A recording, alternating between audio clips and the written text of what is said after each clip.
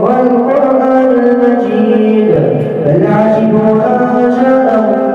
منذر منهم وقال الكافرون هذا شيء عجيب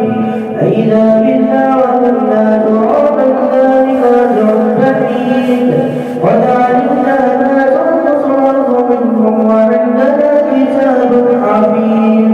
بل كذبوا بالحق لما جاءهم فهم في أمر مريج أفلم ينظروا إلى السماء فوقهم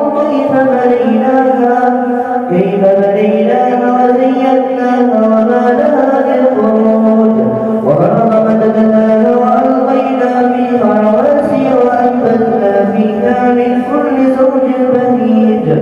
تبصرة وذكرى لكل عبد منيب ونزلنا من السماء ماء مباركا فأنبتنا به جنات وحب الحصيد والنخل باسقات لها طلع نضيد رزقا للعباد وأحيينا به بلدة ميتا كذلك الخلود كذبت قبلهم قوم نوح وأصحاب الرس وثمود وعاد وفرعون وإخوان لوط وأصحاب الأيكة وقوم تبع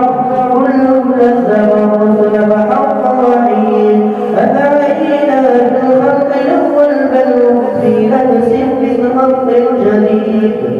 ولقد خلقنا الإنسان ونعلم ما توسوس به نفسه ونحن أقرب إليه من حبل الوريد إذ يتلقى المتلقيان عن اليمين وعن الشمال قعيد ما يلفظ من قول إلا لديه رقيب عتيد وجاءت سكرة الموت بالحق